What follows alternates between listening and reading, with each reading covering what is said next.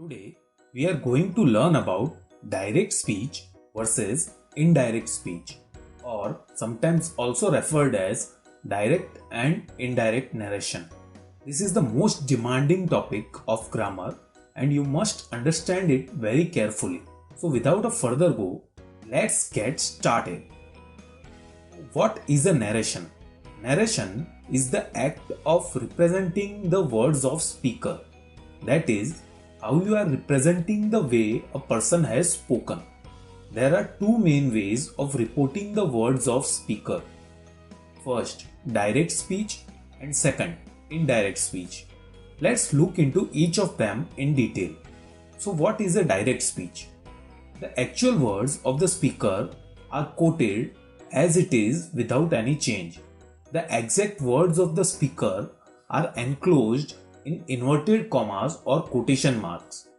For example, Yogesh was studying when his friend John came. John asked, "What are you doing?" He said, "I am studying." Now, if John wants to report what Yogesh said as it is, then he can say, Yogesh said, "I am studying." This is direct speech. Here you can see the quotation mark around the sentence "I am studying." Also, said is the reporting verb here and "I am studying" is the reported speech. Let's look into one more example. Lucy was wearing a skirt.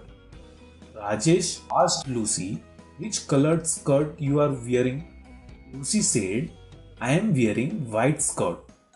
Now, if Rajesh wants to report what Lucy said, he can say, "Lucy said, I am wearing white skirt." This is direct speech as the words are as it is without any modification. I hope you are clear with direct speech. Now let's understand what is indirect speech. Here the actual words of the speaker are transformed and they are said or written in a simple language. Now why do we need indirect speech? The reason for the change is to avoid confusion while using a direct speech in reporting. Let's take the examples that we saw in the direct speech to convert them into indirect speech. We saw that in direct speech we use the words as it is. Yogesh said, "I am studying." Now converting this to indirect speech, it becomes Yogesh said that he was studying. What are the changes that you can identify here? First is removal of inverted commas. Second is change of tense. You can see the present became past tense. And third is the use of conjunction that. Please remember these changes. Let's look into another example that we saw earlier.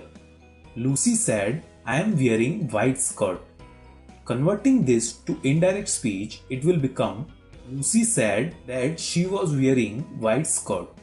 What are the changes you can identify here while converting from direct speech to indirect speech?